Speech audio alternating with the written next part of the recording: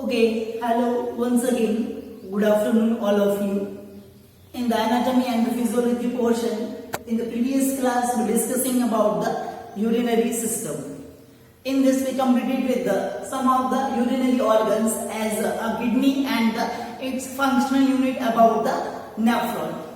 Today, we continue with the same urinary and the excretory system, the heading types of the nephron. ठीक है, तो same इस जो nephron के जो टाइप्स रहते हैं तो उससे रिलेटेड हम डिस्कशन करेंगे. ठीक है, as the nephron are divided into the two types. ठीक है, मतलब जो एक जो किडनी होती है, जैसा हमने प्रीवियस क्लासेस के अंदर देखा था कि एक जो किडनी होती है उसके अंदर जो एक्चुअल में जो किडनी का जो फंक्शन मींस जो फिल्ट्रेशन का काम करने के लिए या फिर जो फ्लूइड का जो बैलेंस करने के लिए, हमारे बॉडी के अंदर फ्लूइड को रेगुलेट करने के लिए, कितना फ्लूइड बाहर निकालना है, कितना हमारी बॉडी के अंदर मेंटेनेंस करके रखना है, तो ये सब जो काम होता है वो हमारी किडनी के द्वारा होता है. ठीक है, बट किडनी के अंदर भी जो एक्चुअल में जो उसकी जो फंक्शन करने के लिए, मतलब एक्चुअल में जो वो किस सेल के द्वारा ये फिल्ट्रेशन का और रीएब्जॉर्प्शन का जो काम होता है वो किया जाता है, वो नेफ्रॉन वाला पार्ट है. ठीक है, तो जैसा कि हमने देखा कि अप्रोक्स 1.5 मतलब 1.5 मिलियन तक उसके अंदर किडनी के अंदर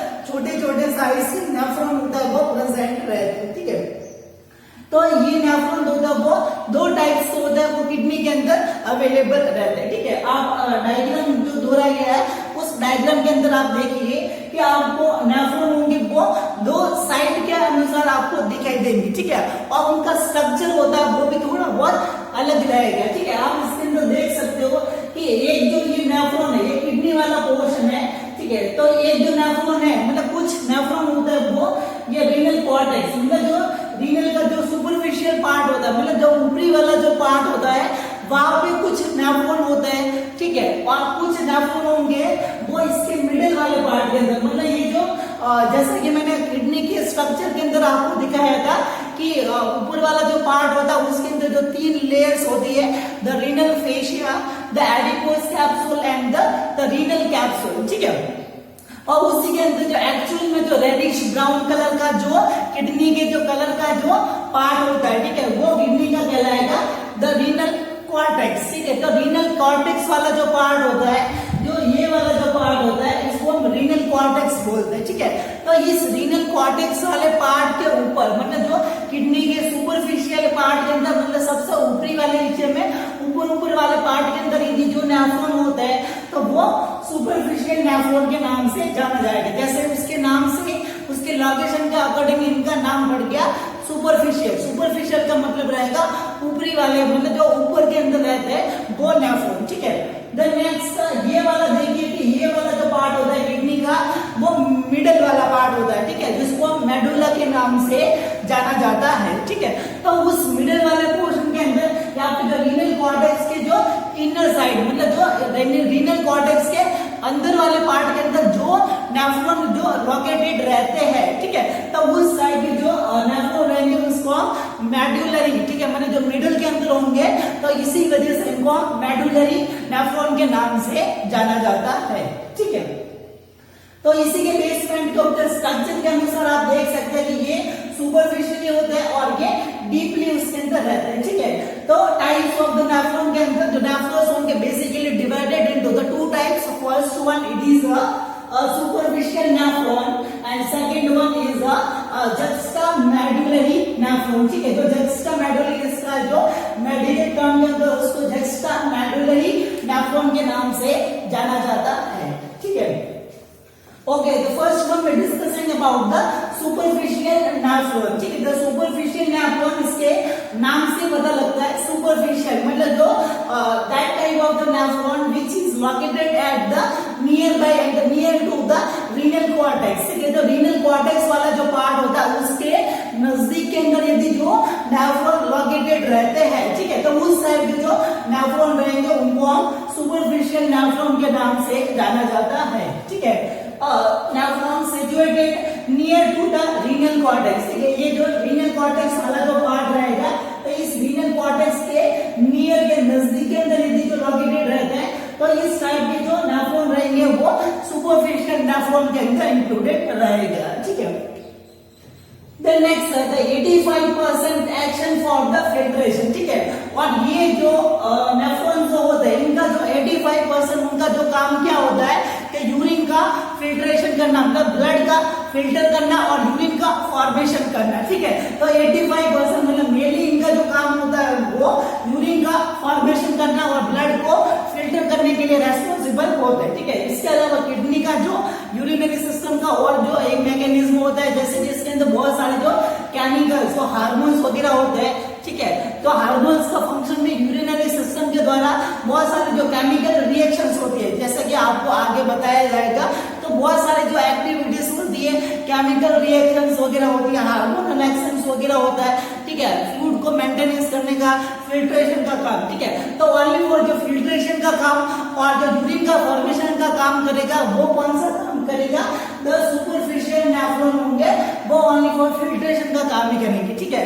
दूसरा जो अदर जो फंक्शन होता है वो इनके द्वारा परफॉर्म नहीं किया जाता है, ठीक है। ओनली फॉर 15% में भी थोड़ा बहुत वो कर सकता है, 15% जो बचा हुआ जो पोर्शन रहेगा, ठीक है।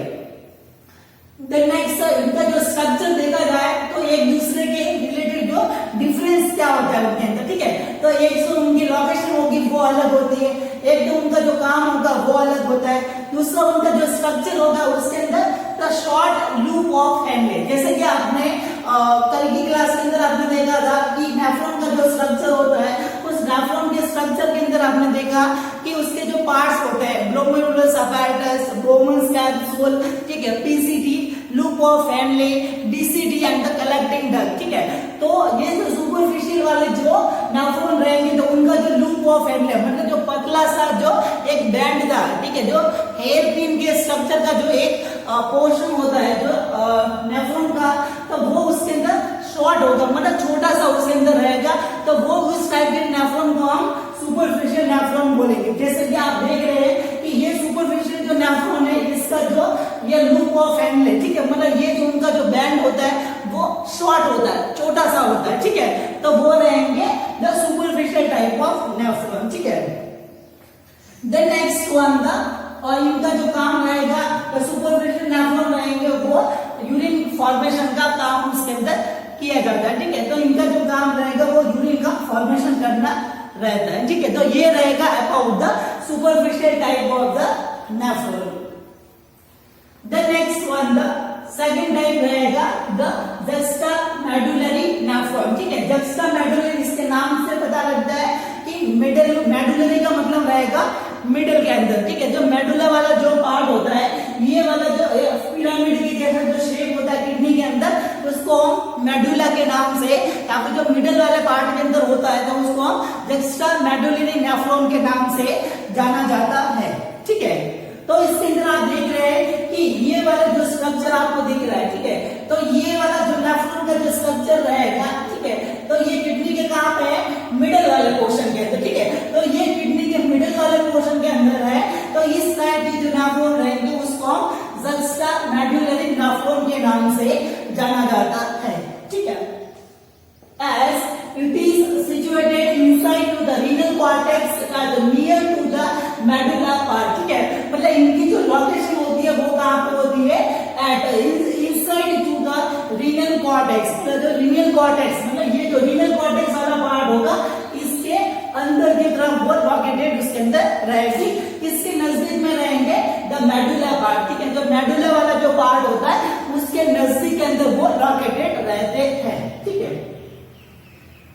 The next 15% act for the filtration and the 85% for the concentrating the reabsorption or the chemical action, ठीक है। और ये जो मेडुलरी जो मिडल के अंदर पाए जाने वाले जो नेफ्रॉन्स होते हैं तो उनका जो 15% जो काम होगा कि उनका जो फिल्ट्रेशन का काम मतलब जो ब्लड को फिल्ट्रेशन करने का जो काम होगा वो 15% ही होता है, ठीक है। बट इसके अलावा जो 85% उनका काम क्या होगा, for the concentrating and the reabsorption or the chemical action, ठीक है। मतलब जो बहुत सारे जो केमिकल रिएक्शंस वगैरह यूरिनरी सिस्टम के द्वारा होती है तो वो उनका जो काम रहेगा वो मेडुलरी टाइप के जो नेफ्रॉन होंगे उनके द्वारा किया जाएगा।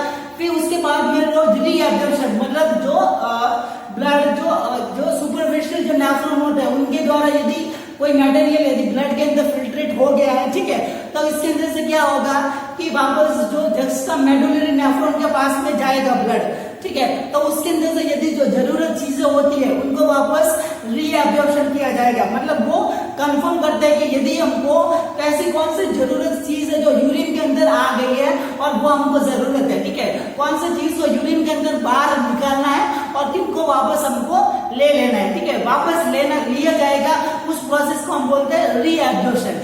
रीअब्जॉर्प्शन का मतलब होगा कि वापस उसको एब्सॉर्ब किया जाता है, उसको वापस कैचअप किया जाता है। तो वो कैचअप करने का काम कौन सा तो नेफ्रॉन करेगा, जो जस्टा मेडुलरी नेफ्रॉन होता है वो इस के अंदर एक्शन करेगा, ठीक है। The next long loop of the handle, ठीक है, और इस टाइप के जो फंक्शन रहेगा, इसकी लोकेशन होगी वो मिडिल के अंदर रहेगी। इनका काम होगा वो रीएब्जॉर्प्शन, जो कंसंट्रेशन यूरिन का बनाने के लिए या फिर बहुत सारी केमिकल रिएक्शन होंगे। बट इनके जो स्ट्रक्चर के अंदर क्या डिफरेंस रहेगा कि इनका जो लूप ऑफ हैंडल, ठीक है, आप इसके अंदर देख रहे हो कि इसका जो लूप ऑफ हैंडल होता है वो बहुत ही छोटा होता है, ठीक है, बट जो मिडिल के अंदर जो नेफ्रॉन होते हैं उनका जो ये लूप ऑफ हैंडल आप देख रहे हो, ठीक है, ये बहुत ही लॉन्ग होता है, ठीक है। तो लॉन्ग टाइप का जो लूप ऑफ हैंडल होगा तो उस टाइप का जो नेफ्रॉन रहेगा वो जस्टा मेडुलरी नेफ्रॉन होगा, ठीक है, क्योंकि इसके अंदर जो लॉन्ग लूप ऑफ हैंडल होने का रीजन क्या है, क्योंकि यदि ज्यादा लंबा रास्ता होगा तो धीरे धीरे यूरिन होगा, वो लंबा रास्ता तय करेगा, तो लंबा रास्ता तय करेगा तो उसको रीअब्जॉर्प्शन करने में इजी रहेगा। यदि कोई रास्ता छोटा है तो उसके अंदर जो वापस कैचअप करने का उसको मतलब हेल्प नहीं मिलेगी, ठीक है, उसको चांस नहीं मिलेगा कि वापस मैं उसको कैचअप कर लूं। रास्ता सीधा होगा तो जल्दी से यूरिन होगा वो बाहर चला जाएगा, ठीक है, बट रास्ता टेढ़ा मेढ़ा होगा, लंबा होगा, तो इसी की वजह से जो जस्टा ग्लोमेरुलस जो नेफ्रॉन होता है, ठीक है, तो उनके अंदर जो लूप ऑफ हैंडल उसके अंदर बड़ा होता है, क्योंकि लंबे टाइम तक उसके अंदर रीअब्जॉर्प्शन का काम और जो केमिकल रिएक्शन होगी वो उसके अंदर परफॉर्म हो सकती है, ठीक है। Okay, so these was about the types of the nephron. The first one is a superficial nephron and the second one is a juxtamedullary type of the nephron. Okay, the next heading the renal circulation, ठीक है, तो types of nephron के बाद में last जो kidney से related जो part रहेगा अबाउट द रीनल सर्कुलेशन, ठीक है, मतलब जो किडनी वाला जो पार्ट रहेगा तो उसके अंदर ब्लड का सर्कुलेशन होता है, वो उसके अंदर किस टाइप का रहता है, ठीक है, मतलब ब्लड सप्लाई कैसे उस तरीके से रहेगी, तो उससे रिलेटेड हम डिस्कशन करेंगे, ठीक है। तो सबसे पहले हम जो रीनल सर्कुलेशन के अंदर देखेंगे कि उसके अंदर किस पार्ट के द्वारा किस तरीके से किस तरीके के उसके अंदर अरेंजमेंट होता है ब्लड वेसल्स का और किस तरीके के उसके अंदर ब्लड सप्लाई होती है वो, और वापस डीऑक्सीजनेटेड ब्लड और जो ऑक्सीजनेटेड ब्लड होता है वो उसके अंदर कैसे उसके अंदर सर्कुलेट करता है, तो उससे रिलेटेड हम डिस्कशन करेंगे। तो फर्स्ट वन रहेगा द एब्डोमिनल एरोटा, ठीक है, द एब्डोमिनल एरोटा से ब्लड होगा वो किडनी के अंदर आता है, ठीक है, जैसे कि डायग्राम के अंदर आप देखिए कि ये जो एब्डोमिनल जो एरोटा वाला जो पार्ट होता है, ठीक है, मतलब जो हार्ट के अंदर जो एरोटा वाला जो पार्ट होता है उस हार्ट के अंदर से जो ऑक्सीजनेटेड ब्लड होता है वो उस एरोटा के अंदर आता है। जैसे कि आप सर्कुलेशन सिस्टम के अंदर पढ़ोगे तो हार्ट जब कॉन्ट्रैक्शन करता है तो उसके अंदर प्रेशर के द्वारा ब्लड होता है वो बहुत बड़ा जो एक ब्लड वेसल्स होती है जिसको हम एरोटा बोलते हैं, उस एरोटा के अंदर ब्लड होता है वो आता है, ठीक है। फिर एरोटा होता है वो अलग अलग पूरी ब्रांचेस के अंदर जो डिवीजन किया हुआ होता है, ठीक है, जो कर्व ऑफ एरोटा होता है, ठीक है, जो डिसेंडिंग एरोटा वाला जो पार्ट होता है और जो उसके आगे बाद में वो थोरेसिक और एब्डोमिनल एरोटा के अंदर वो डिवीजन उसके अंदर होता है, ठीक है। थोरेसिक एरोटा होगा जो हमारे चेस्ट वाले एरिया के अंदर ब्लड सप्लाई देता है और एब्डोमिनल का मतलब होगा वो पेट वाले एरिया के अंदर, ठीक है। तो किडनी हमने जैसे देखा कि किडनी होती है वो इस एरिया के अंदर होती है, ठीक है। तो इसी की वजह से उसके अंदर जो ब्लड सप्लाई जो निकलेगी वो किसके द्वारा निकलेगी, द एब्डोमिनल एरोटा, ठीक है। तो एब्डोमिनल एरोटा के अंदर से आगे जो पास होगा उसके अंदर से एक और ब्रांचेस निकलेगी वो रहेगी द रीनल आर्टरी, ठीक है। तो वर्ड रीनल का मतलब होता है किडनी, ठीक है, और जो आर्टरी का मतलब होगा कि जिस ब्लड वेसल्स के अंदर ऑक्सीजनेटेड ब्लड होता है उसको हम आर्टरी बोलते हैं, ठीक है। और जिसके अंदर जो डीऑक्सीजनेटेड ब्लड मतलब जो CO2 वाला जो वेस्ट मटेरियल वाला जो ब्लड होता है वो उसको हम बोलेंगे द CO2 वाला ब्लड, ठीक है, इसको हम वेन के नाम से जाना जाता है, ठीक है। तो रीनल आर्टरी के द्वारा अगेन उसके अंदर जो रीनल आर्टरी के द्वारा जो ब्लड होगा वो उसके अंदर आगे बढ़ेगा, ठीक है। तो रीनल आर्टरी एब्डोमिनल एरोटा, उसके बाद जो डिवीजन होगा वो रीनल आर्टरी के अंदर, फिर रीनल आर्टरी से जो किडनी के अंदर जो ब्लड सप्लाई देने के लिए जो आर्टरी रहेगी वो सेगमेंटल आर्टरी रहेगी, ठीक है। उससे आगे वो ब्रांचेस बनेगी वो सेगमेंटल आर्टरी के अंदर जाएगा, ठीक है। आप इसके अंदर कंफ्यूज नहीं होइए, जो एरो जा रहा है, जो एरो इस तरफ है वो ब्लड को लेके जा रहा है, ठीक है, और जो एरो वो इस तरफ ही जा रहा है, तो उसके अंदर से वो ब्लड है वो फिल्टर होने के बाद में बाहर की तरफ CO2 वाला ब्लड है वो उसके अंदर जा रहा है, ठीक है। तो ये एब्डोमिनल एरोटा, ठीक है। तो एब्डोमिनल एरोटा आगे जब इसके अंदर डिवीजन होता है रीनल आर्टरी के अंदर, ठीक है। तो ये वाला जो पार्ट रहेगा वो रीनल आर्टरी कहलाएगा, ठीक है। फिर वापस किडनी के अंदर जाने के लिए जो एक आर्टरी होती है, ब्रांचेस होती है, उसको सेगमेंटल आर्टरी बोलते हैं, ठीक है। तो ये जो आर्टरी आपको दिख रही है जो अंदर की तरफ ब्लड लेके जा रही है, तो ये रहेगी द सेगमेंटल आर्टरी, ठीक है। फिर ये सेगमेंटल आर्टरी होती है वो इंटरलोब्युलर जो आर्टरी होती है उसके अंदर डिवीजन होती है, ठीक है। जैसे कि ये किडनी के बहुत सारे जो लोब होते हैं, ठीक है, तो इस लोब के अंदर ये सेगमेंटल आर्टरी होती है वो डिवीजन होती है, ठीक है। तो डिवीजन होने के बाद में जो वो अलग अलग एरिया के अंदर जाएगी, ठीक है। एक होगी वो इस एरिया के अंदर जाएगी, इस लोब के अंदर जाएगी, दूसरी होगी वो इस लोब के अंदर जाएगी, और आगे वाली इस लोब के अंदर जाएगी, ठीक है। फिर लोब के अंदर जाने के बाद में ये होगा द इंटरलोबल आर्टरी, ठीक है। मतलब अलग अलग जो किडनी के जो डिवीजन किए हुए जो लोब्स होते हैं, ठीक है, तो वो अलग अलग लोब्स के अंदर वो डिवीजन हो जाती है। ये सेगमेंटल आर्टरी होगी तो वो अलग अलग लोब्स के अंदर वो डिवीजन होगी, तो इसको हम बोलेंगे द इंटरलोबल आर्टरी, ठीक है। Then next one the interlobar artery होगी वो आगे आगे आर्कुएट आर्टरी के अंदर कन्वर्ट हो जाएगी। आर्कुएट का मतलब होगा एक जो कर्व ले लेते हैं, ठीक है, मतलब थोड़ा बहुत उसके अंदर बैंड आता है, तो उस बैंड लिया जाता है उस आर्टरी के द्वारा, तो उस आर्टरी को हम बोलेंगे द आर्कुएट आर्टरी, ठीक है। तो इसके अंदर आप देख सकते हैं कि इसका जो ब्रांचेस डिवीजन होने के बाद में ये आर्टरी होती है, तो इसने ये कर्व ले लिया, ठीक है। ये यहाँ से जो कर्व होगा वो उसके अंदर थोड़ी बहुत वो मुड़ गई, ठीक है। तो ये वाला जो पार्ट रहेगा इसको हम बोलेंगे द आर्कुएट आर्टरी, ठीक है। एक बार मैं फिर से आपको एक्सप्लेन करता हूँ कि ये जो सेगमेंटल आर्टरी वो आ गई, फिर इसके अंदर जो किडनी की जो अलग अलग जो लोब्स डिवीजन जो सेगमेंट किए गए होते हैं, ठीक है, तो उनके अंदर वो डिवीजन होती है, कोई इधर जाती है, कोई सामने की तरफ, तो कोई साइड के अंदर इसके अंदर डिवीजन होता है। फिर इसके अंदर आगे जाने के बाद वो थोड़ी बहुत उसके अंदर बैंड आता है, ठीक है, थोड़ा सा बैंड आएगा, तो उस आर्टरी को हम आर्कुएट आर्टरी के नाम से जाना जाता है, ठीक है। देन नेक्स्ट वन द ये जो आर्टरी होगी वो आगे जाके बैंड होगी वो एकदम पूरा सीधा होगा, तो सीधा होने की कंडीशन को हम बोलेंगे इंटरलोब्युलर आर्टरी, ठीक है। तो इंटरलोब्युलर आर्टरी होगी वो उसके अंदर वो आर्कुएट आर्टरी के आगे वाला पार्ट होगा वो इंटरलोब्युलर आर्टरी के नाम से जाना जाएगा, ठीक है। Then next one the interlobular artery होगी वो आगे जाके जो कन्वर्ट हो जाएगी द एफरेंट आर्टरी, ठीक है। तो एफरेंट आर्टरी आपने देखा था कि जो नेफ्रॉन के अंदर जो ब्लड सप्लाई जो ब्लड फिल्टर करने के लिए लेके आती है, ठीक है, तो ये नेफ्रॉन वाला स्ट्रक्चर देखिए, जो इंटरलोब्युलर के वाला पार्ट के अंदर से वापस ब्लड फिल्टर करने के लिए नेफ्रॉन के अंदर लेके जाने वाली तब वो आर्टरी होती है जो मैंने बताया था द एफरेंट आर्टरी, ठीक है। तो ये एफरेंट आर्टरी होती है वो ब्लड लेके जाएगी, फिर आगे जाके वो ग्लोमेरुलस जो कैपिलरी मतलब जो ग्लोमेरुलस जो अपार्टस होता है, ये जो ग्लोमेरुलस अपार्टस होता है मतलब जो छोटी छोटी ब्लड वेसल्स होती है उसका पूरा बंच होता है, मतलब ये एक ही जगह के ऊपर छोटी छोटी जो कैपिलरीज होती है वो छोटी छोटी जो ब्लड वेसल्स उसके अंदर जमा हो जाती है, एक गुच्छे के जैसा जो स्ट्रक्चर बनाते हैं उसके अंदर ब्लड होता है वो फिल्टर होता है, और उसके अंदर जो वेस्ट मटेरियल होता है वो चलने लग जाता है, मतलब उसके अंदर फिल्टर होता है वो होने लगता है, ठीक है। फिर इसके अंदर जो फिल्ट्रेशन होने के बाद में किडनी को सर्कुलेशन हो जाता है, और उसके बाद में जो बाहर वापस जो फिल्टर होने के बाद में ब्लड वो वापस आगे CO2 वाला ब्लड होता है वो फिल्टर होने के बाद में आगे निकलेगा, तो वो इफेरेंट आर्टरी के द्वारा निकलेगा, ठीक है। इसके अंदर वापस इफेरेंट आर्टरी के द्वारा निकलेगा, ठीक है। देन नेक्स्ट 1% उसके अंदर यूरिन बनेगा और उसके अंदर रीअब्जॉर्प्शन का प्रोसेस उसके अंदर हो जाएगा, ठीक है। तो 100% ब्लड आएगा तो उसका जो 1% होता है वो यूरिन के अंदर कन्वर्ट उसके बाद में जो 99% जो ब्लड होता है,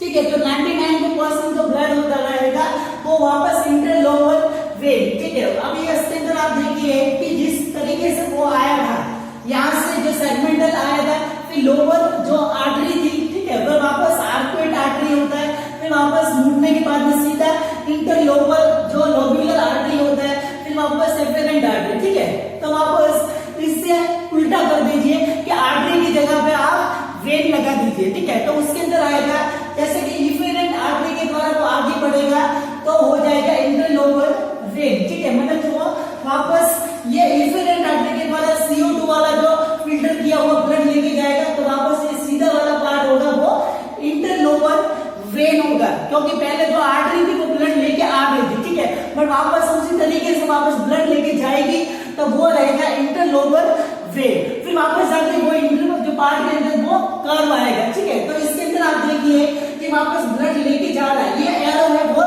लेके जाने की तरफ है, ठीक है। तो वापस इसके अंदर ऐसा कर्व होता है, मतलब इसके अंदर वापस बैंड आता है, ठीक है। तो उस बैंड को हम बोलेंगे द आर्कुएट वेन, ठीक है। ब्लड लेके जा रही थी तब हमने उसको बोला था आर्कुएट आर्टरी, ठीक है। बट वापस CO2 वाला ब्लड जो फिल्टर होने के बाद भी लेके जा रहा है वो उसको हम बोलेंगे द आर्कुएट वेन, ठीक है। फिर वापस जो आर्कुएट वेन होती है वो आगे जाके बहुत सारे जो लोब्स होते हैं, ठीक है, तो उस लोब्स के अंदर डिवीजन हो जाता है, ठीक है। तो इस लोब के अंदर जाएगा, इस लोब के अंदर, इस लोब के अंदर, ठीक है। तो वापस वो होगा तो इंटरलोबर वेन, ठीक है। तो लोब्स के अंदर जो डिवीजन होता है वो इंटरलोबर वेन के अंदर वो ब्रांचेस के अंदर डिवीजन होगा, ठीक है। फिर वापस द इंटरलोब से वापस एक जो मेन उसकी ब्रांच बनेगी, ठीक है। सेम मेथड है इसके जैसे जो मेन ब्रांच बनेगी वो रहेगा द सेगमेंटल वेन, ठीक है। और सेगमेंटल वेन होगा, उसके बाद में ये वाला जो पार्ट रहेगा वो रीनल आर्टरी और की जगह पे रीनल वेन हो जाएगा, ठीक है। जैसे कि ये ब्लड लेके आ रहा था तो ये रीनल आर्टरी हुआ था, ठीक है, पर वापस उसको CO2 वाला ब्लड लेके जाएगा तो ये हो जाएगा रीनल वेन, ठीक है। और उसके बाद में जो वेस्ट मटेरियल होगा वो जाएगा द इंफीरियर वेना कावा, ठीक है। जो आपने हार्ट के सर्कुलेशन के अंदर पढ़ा था कि निचले वाले पोर्शन से जो डीऑक्सीजनेटेड ब्लड लाने के लिए जो ब्लड वेसल्स होती है वो इंफीरियर वेना कावा होती है। इंफीरियर का मतलब होगा नीचे वाला पोर्शन, ठीक है। तो इस तरीके से किडनी के अंदर जो सर्कुलेशन होता है वो मेंटेनेंस होता है, ठीक है। मैं एक बार फिर आपको उसके अंदर एक्सप्लेनेशन कर सकता हूँ, ठीक है, कि ऐसा होता है कि ब्लड सप्लाई देने के लिए सबसे पहले जो एरोटा के अंदर से जो डिवीजन होता है एब्डोमिनल एरोटा, ठीक है। एब्डोमिनल एरोटा से वापस उसके अंदर ब्रांच बनेगी द रीनल आर्टरी, ठीक है। रीनल आर्टरी होगी वो किडनी के अंदर जाने के लिए एक और पार्ट के अंदर डिवीजन होगी द सेगमेंटल आर्टरी, ठीक है। आर्टरी के अंदर ऑक्सीजनेटेड ब्लड होता है, फिर वापस वो फिल्टर होने के बाद CO2 वाला ब्लड होगा तो वो वेन के अंदर कन्वर्ट हो जाएगा। आर्टरी और वेन के अंदर आप डिफरेंस जान लीजिए, जिसके अंदर ऑक्सीजनेटेड ब्लड होगा वो आर्टरी होगा, जिसके अंदर जो डीऑक्सीजनेटेड ब्लड मतलब जो CO2 वाला ब्लड होगा वो वेन के अंदर इंक्लूडेड रहेगा, ठीक है। तो अभी हम क्या कर रहे हैं कि इसको हम CO2 वाला ब्लड दे रहे हैं, सॉरी जो ऑक्सीजन वाला उसके अंदर ब्लड उसको सप्लाई के लिए जा रहा है, ठीक है। तो वो सेगमेंटल आर्टरी होगी, वो किडनी के बहुत सारे जो लोब्स होते हैं उन लोब्स के अंदर वो डिवीजन करने के लिए अलग अलग ब्रांचेस के अंदर जाएगा, ठीक है। फिर लोब्स के बाद में उसके अंदर एक छोटा सा बैंड आएगा, मतलब इसके अंदर छोटा सा जो आर्टरी के अंदर जो बैंड उसके अंदर आएगा तो उस ब्रांच को हम बोलेंगे द आर्कुएट आर्टरी, ठीक है। देन नेक्स्ट वन उसके बाद में आएगा जो वो आर्कुएट जो बैंड होता है वो पूरा सीधा हो जाएगा तो इंटरलोब्यूलर आर्टरी कहलाएगा, ठीक है। इंटरलोब्यूलर आर्टरी के नाम से जाना जाएगा, ठीक है। फिर ये जो इंटरलोब्यूलर जो आर्टरी होती है वो आगे जाके और डिवीजन होगा द एफेरेंट आर्टरी के द्वारा, ठीक है। तो इसी एफेरेंट आर्टरी के द्वारा जो नेफ्रॉन वाला जो पार्ट होता है उसके अंदर ब्लड होता है वो फिल्टर करने के लिए जाता है, ठीक है। देन नेक्स्ट तो ग्लोमेरुलस जो कैपिलरीज होते हैं, ग्लोमेरुलस जो अपार्टस होता है उसके अंदर जो कैपिलरीज होते हैं उसके अंदर ब्लड फिल्ट्रेशन होगा, फिर उसके बाद में फिल्टर होने के बाद में वापस बॉडी के लिए जो सर्कुलेशन के लिए भेजा जाएगा जो इफेरेंट आर्टरी, उसके बाद में जो डिवीजन हो जाएगा इंटरलोब्यूलर वेन, फिर वापस उसके अंदर ब्रेन बैंड आएगा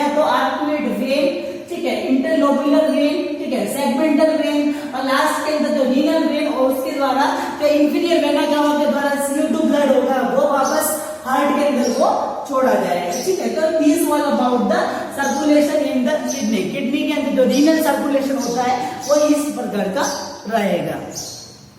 okay, the next one the physiology portion रहेगा, मतलब जो फिजियोलॉजी मतलब उसके अंदर किडनी के अंदर कौन कौन से जो मैकेनिज्म रहता है, तो थोड़ा डिटेल के अंदर हम जो लास्ट वाले पोर्शन के अंदर डिस्कशन करेंगे, पर किडनी की जो स्ट्रक्चर उस एनाटॉमी के साथ साथ उसका फंक्शन भी हम डिस्कशन कर लेते हैं, ठीक है।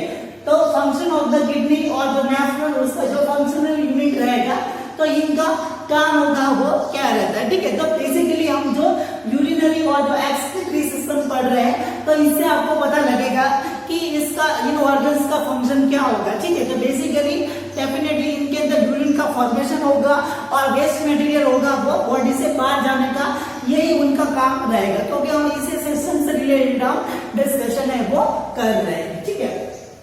तो इसी के अंदर फर्स्ट वन रहेगा तो फिल्ट्रेशन ऑफ द ब्लड और द ब्लड प्यूरिफिकेशन, ठीक है। ब्लड को प्यूरिफाई करना और उसको फिल्ट्रेट करने का काम होगा वो किडनी और जो नेफ्रॉन वाला पार्ट होता है वो करता है। फॉर्मिंग द यूरिन, ठीक है। ब्लड को प्यूरिफाई करने के बाद में जो वेस्ट मटेरियल जो यूरिन होगा वो उसको बनाने के लिए और एक्सक्रीशन आउट और उसको वापस बाहर निकालने का रास्ता होता है वो भी इनके द्वारा ही बनता है, ठीक है। तो किडनी और जो नेफ्रॉन का काम जो यूरिन को बनाना, इससे ब्लड होगा वो प्यूरिफाई होगा और उसको वापस एक्सक्रीट आउट करना है, ठीक है। Then next waste material, this हम जो मिनरल्स है जो वेस्ट मटेरियल सब बाहर चले जाएंगे, ठीक है। आयंस वगैरह जो बैलेंस रहेगा, तो इसकी वजह से जो ब्लड का पीएच होता है, एक तो ब्लड प्यूरिफाई हो जाएगा और ब्लड का जो पीएच होता है वो भी इसके अंदर मेंटेनेंस इसके अंदर हो सकता है, ठीक है। Then next reabsorption of the minerals, fluid and electrolytes होगा, ठीक है। मतलब हमारे जो बॉडी के अंदर फ्लूइड और जो इलेक्ट्रोलाइट्स होता है, मतलब हमारे बॉडी के अंदर कितना पानी का जो मेंटेनेंस होगा, पानी को कितना बाहर निकलना है। यदि पर्सन ज्यादा पानी पी रहा है तो उसके अंदर पानी की मात्रा को बढ़ने से रोकने के लिए यूरिन होगा वो ज्यादा बढ़ने लगता है। किसी पर्सन के अंदर यूरिन का जो वाटर का यदि कमी हो जाता है तो यूरिन होता है वो कम बनता है, ठीक है। तो ये जो बैलेंस होता है वो भी किडनी और जो नेफ्रॉन होता है उसके द्वारा वो मेंटेनेंस होता है वो किया जाता है। इसके अलावा हमारे बॉडी के अंदर बहुत सारे जो इलेक्ट्रोलाइट्स मतलब जो मिनरल्स वगैरह होते हैं, तो उन सब का भी जो रेगुलेशन होता है, मतलब रीअब्जॉर्प्शन का जो काम होता है वो इस किडनी और जो नेफ्रॉन के द्वारा होता है वो किया जाता है, ठीक है। देन नेक्स्ट जो किडनी के द्वारा कुछ हार्मोनल जो रिएक्शंस वगैरह होती है जो आगे के पार्ट के अंदर हम डिटेल के अंदर आपको बताया जाएगा, ठीक है। बट अभी उसके अंदर हाल में आप इसके फंक्शन के अंदर आप जो उसके अंदर डिस्कशन करेंगे, ठीक है। डिटेल के अंदर इसका प्रोसेस क्या होता है तो मैं आपको आगे बता दूंगा, ठीक है। तो इसी के अंदर इसका secretion of the erythropoietin hormone and renin enzyme, ठीक है। मतलब तो किडनी के द्वारा जो एक एरिथ्रोपोइटिन हार्मोन होता है जो आगे जाके हमारे जो आरबीसी होती है, मतलब जो ब्लड के अंदर जो सेल्स होती है उसको बनाने के लिए जो एक हार्मोन होता है वो किसके द्वारा बनेगा, किडनी के द्वारा, ठीक है। और वो बनेगा कैसे, किस तरीके से बनेगा वो हम आगे के पोर्शन के अंदर आपको बता दिया जाएगा डिटेल के अंदर। देन नेक्स्ट जो रेनिन नाम का एंजाइम होता है, ठीक है, तो वो भी इसके अंदर सिक्रेशन इसके अंदर होता है, ठीक है। Then next activating the vitamin D, और जो विटामिन डी जो हम खाते हैं, ठीक है, तो उसका जो एक्टिवेशन होता है वो भी किडनी के द्वारा होता है वो किया जाता है, ठीक है। Then next act as a barrier for the safety in the body by the blood purify, ठीक है।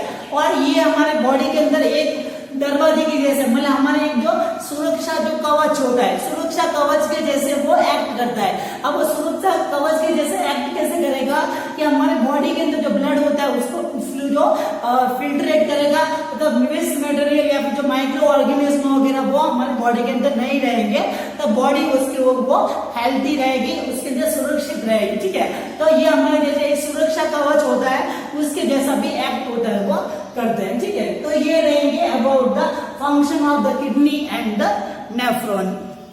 ओके, तो अभी तक हमने जो यूरिनरी सिस्टम का जो पार्ट होता है किडनी और जो नेफ्रॉन से रिलेटेड हमने उसके फंक्शन और उसके जो स्ट्रक्चर से रिलेटेड हमने डिस्कशन किए, ठीक है।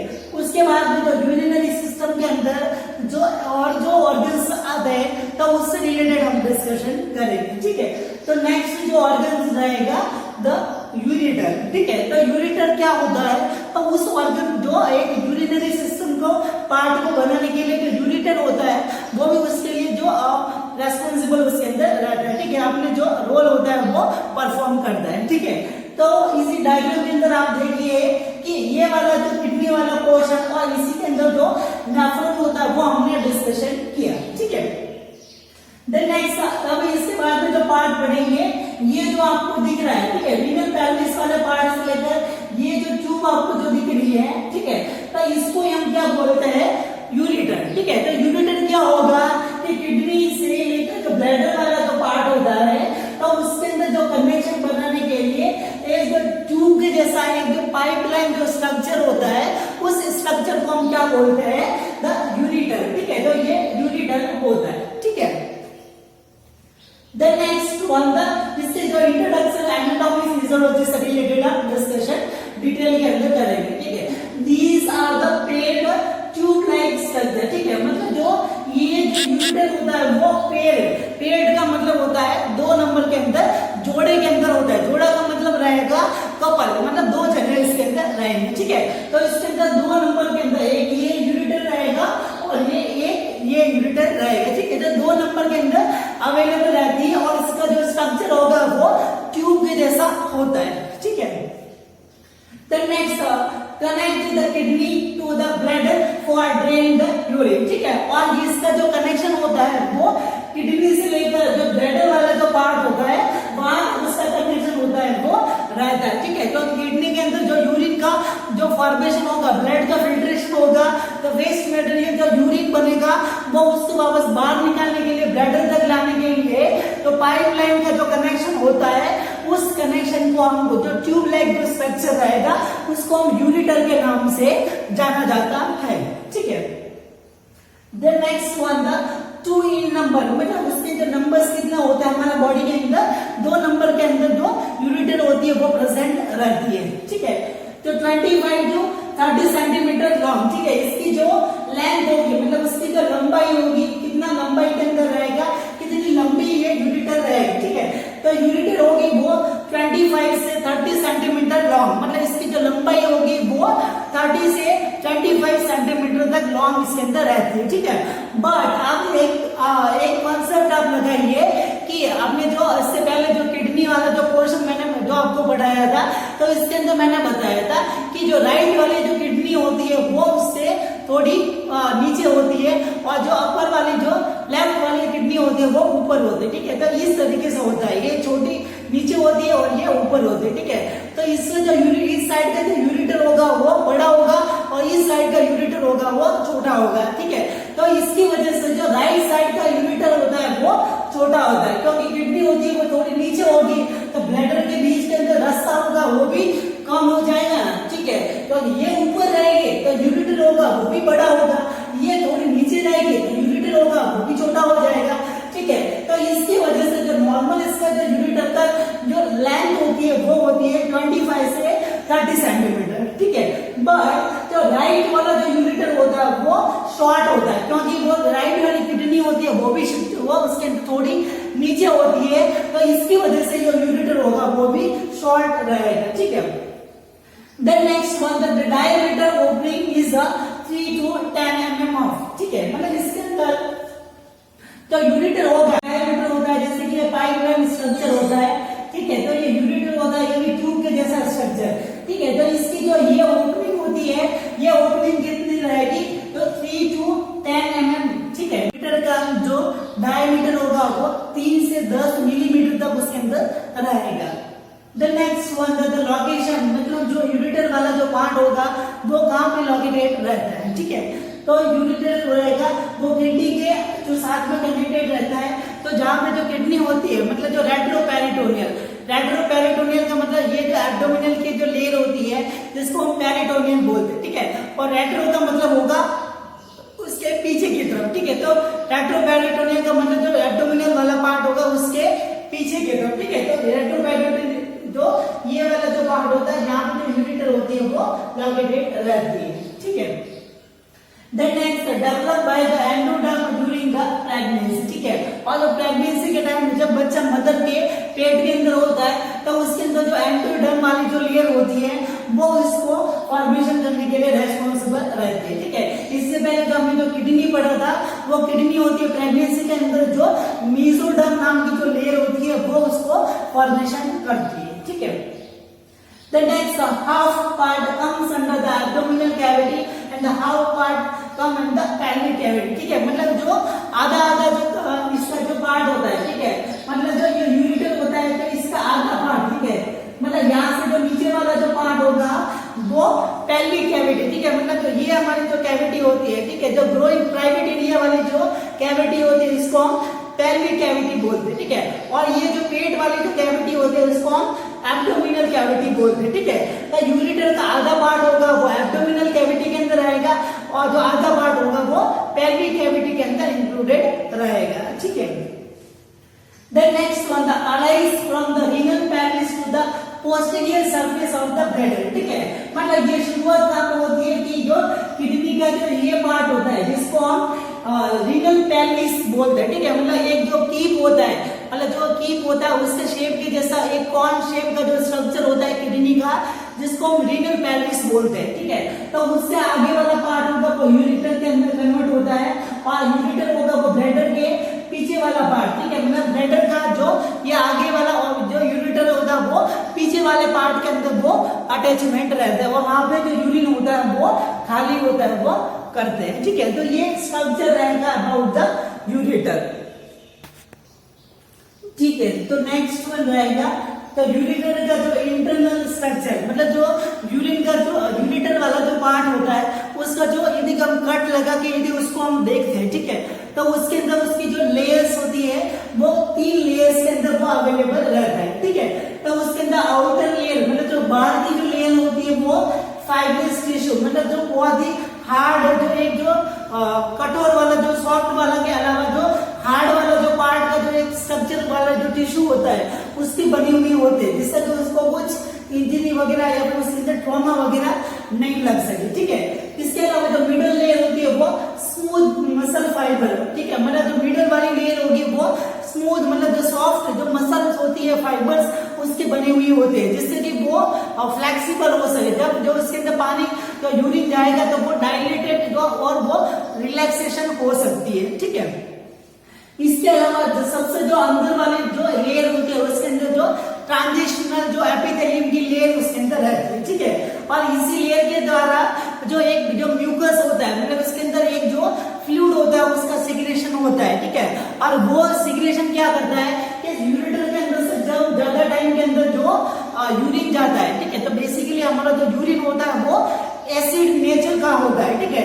तो उसका जो नेचर होता है वो एसिडिक होता है। तो एसिड को आपको देखा होगा कि एसिड का नेचर क्या होता है कि किसी को भी धीरे धीरे उसके अंदर बर्न मतलब उसको जला सकता है, ठीक है। तो इसकी लेयर्स को यदि यूरिन के द्वारा जो जलने से बचाने के लिए इसके अंदर की तरफ ऐसी जो लेयर होती है ट्रांजिशनल एपिथेलियम की लेयर होती है, वो क्या करती है एक जो म्यूकस होता है उसका सिक्रेशन होता है और वो म्यूकस होगा वो इसको सेफ्टी करता है, ठीक है। और उसको जैसे कि पानी का जो फ्लो होता है ज्यादा फ्लो हो रहा है तो डायलेट हो जाएगी, कम फ्लो हो रहा है तो वो कॉन्स्ट्रिक्शन हो जाएगी, ठीक है। तो बढ़ने का और जो घटने का जो कैपेसिटी होती है इस एपिथेलियम के अंदर प्रेजेंट रहता है, ठीक है।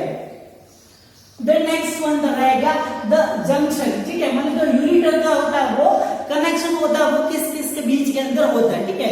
तो डायग्राम के अंदर आप देखिए कि ये यूरिटर होता है वो ऊपर की तरफ जो किडनी का जो पार्ट होता है रीनल पेल्विक वाला जो पार्ट होता है रीनल पेल्विस जो किडनी का तो उसके द्वारा कनेक्टेड होता है और नीचे की तरफ ये होता है वो जो ब्लैडर वाला जो पार्ट होता है उससे जुड़ा हुआ होता है, ठीक है। और ब्लैडर को मेडिकल लैंग्वेज के अंदर हम क्या बोलते हैं वेसिकल, ठीक है। आप एक बात ये ध्यान रखिए तो ब्लैडर होता है उसको मेडिकल टर्म के अंदर जैसे हम किडनी को क्या बोलते हैं रीनल, ठीक है। तो सेम जो ब्लैडर होगा उसको हम क्या बोलेंगे वेसिकल, ठीक है। तो एक जो कनेक्शन होगा वो रीनल पेल्विस मतलब किडनी के द्वारा होगा वो रीनल पेल्विस के द्वारा होगा तो वो यूरिट्रो मतलब यूरिटर का किसके साथ में कनेक्शन पेल्विक मतलब जो रीनल पेल्विक वाला जो कनेक्शन होता है किडनी का ऊपर वाला, ठीक है। तो ये कनेक्शन कहलाएगा यूरिट्रो पेल्विक जंक्शन, ठीक है। इसके अलावा यूरिट्रो वेसाइकल जंक्शन मतलब जो ब्लैडर होता है जिसको हम वेसाइकल बोलते हैं तो यूरिटर का ब्लैडर के